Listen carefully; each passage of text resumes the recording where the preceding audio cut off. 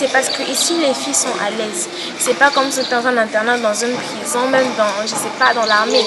Ici les filles sont à l'aise, on peut créer des contacts avec des gens, on prend des numéros, on crée un réseau et des gens qui pourront nous soutenir dans notre vie, des gens qui pourront nous encourager.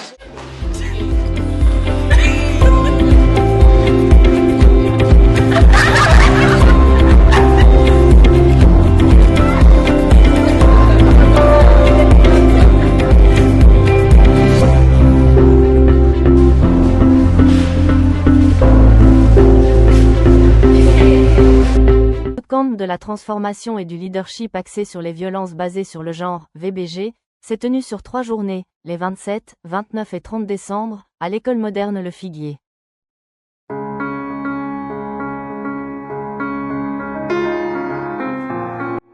Cette activité s'inscrit dans une initiative du Fonds des Nations Unies pour la population, mise en œuvre en partenariat avec le ministère de la Jeunesse et Éveil patriotique, le ministère du Genre, et mis en œuvre par l'ONG Elsie. Alors, on va poursuivre la vidéo de Moussika et de Mathilde. On peut commencer, les amis. Tout le monde est prêt avec son stylo, son carnet. On parle souvent des violences que l'on subit, mais parfois il faut oser se poser une autre question. Et si, sans le vouloir, j'avais déjà été violente? Pas pour te culpabiliser, mais pour prendre conscience. Pose-toi honnêtement ces questions.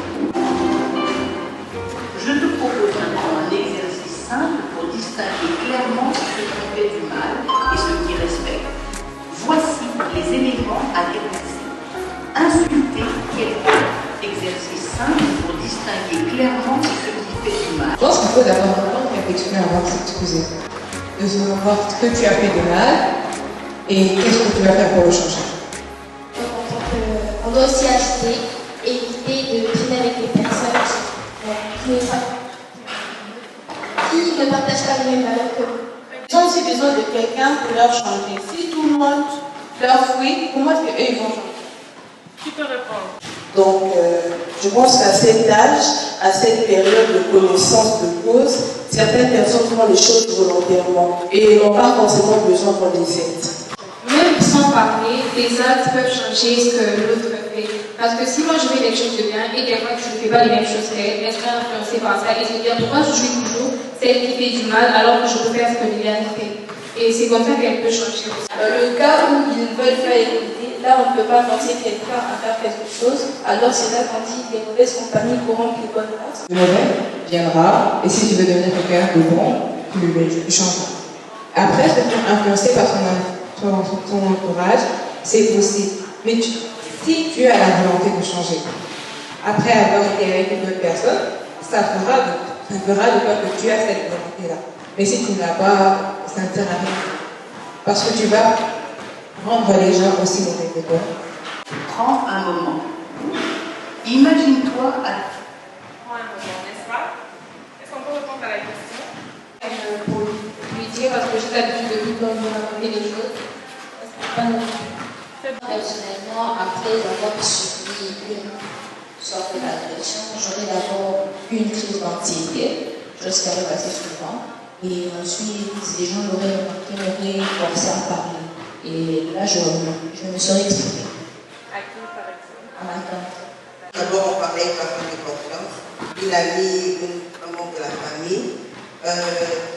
Et c'est en fonction des conseils que le partenaire peut faire plus tard. Mais si je suis ce conseil, moi, j'allais l'aider par ma grand-mère.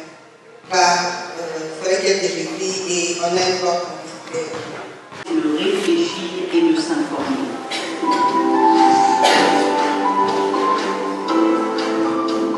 Maintenant, je te propose un exercice simple pour identifier ce qui aide et ce qui complique un choix.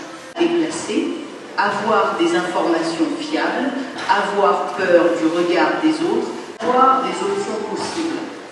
Vas-y. Parler à une personne de confiance, se sentir seul, connaître ses droits, avoir honte,